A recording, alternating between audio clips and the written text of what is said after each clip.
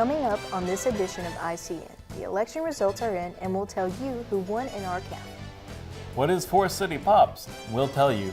And what it's like to live in poverty. You'll have the opportunity to experience it. And now this week's opening was produced by BPT students.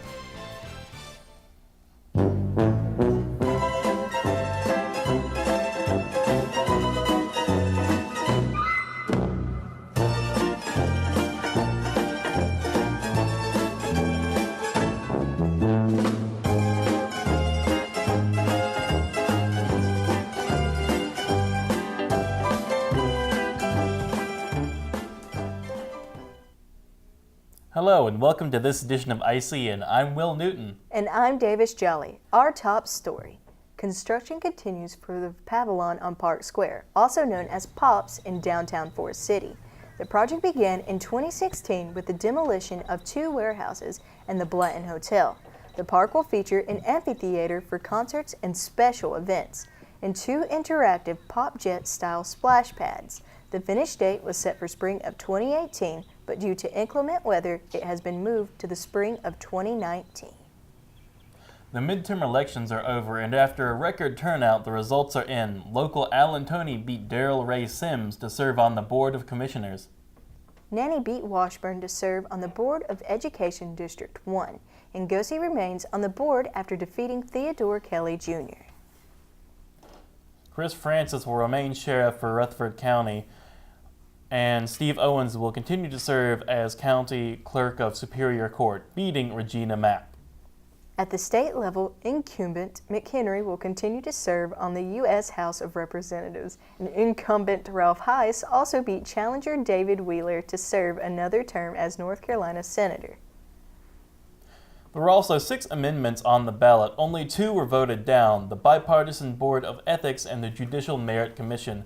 With the passing of the photo ID to vote, things will be different next time we go to the polls.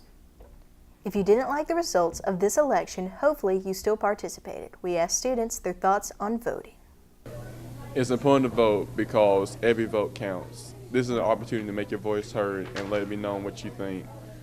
The voting system was meant for the people to make it known that what they want to be for president or senator. It's important to vote because your voice needs to be heard, and so you can get who you want to represent you in office. It is downright un-American to not vote. Constitutional right to vote.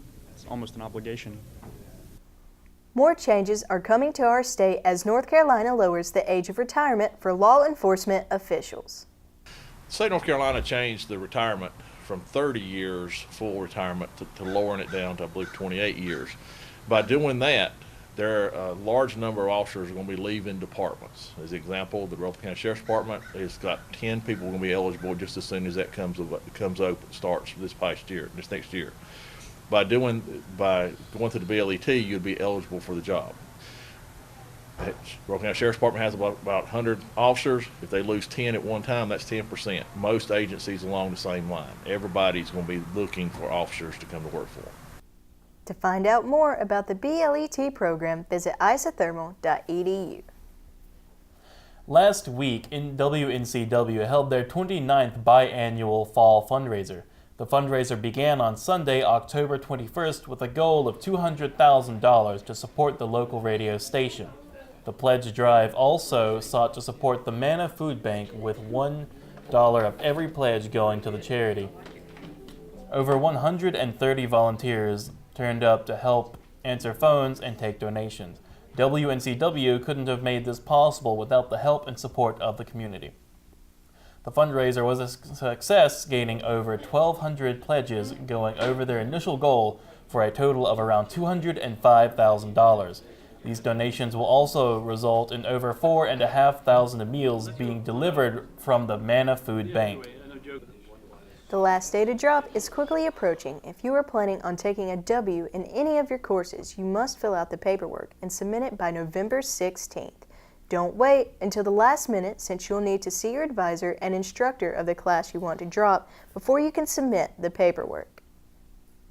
Could you survive in poverty? Well, you can find out in the Student Center gym. The Axe Club is hosting a poverty simulation on November 12th from 4 p.m. to 8 p.m. Pizza will be served at 4 p.m. before the presentation begins. So stop by and enjoy some pizza, fellowship, and the opportunity to find out what it's like living below the poverty line. Everyone from students to faculty is welcome. Well, that's all the time we have today. Thanks for joining us. Remember, we release a new episode every Friday. You can find us on Facebook at Isothermal Campus Connection or on YouTube at Isothermal TV. And of course, don't forget to like us on Facebook and subscribe on YouTube. For everyone in the broadcasting department, have a great day.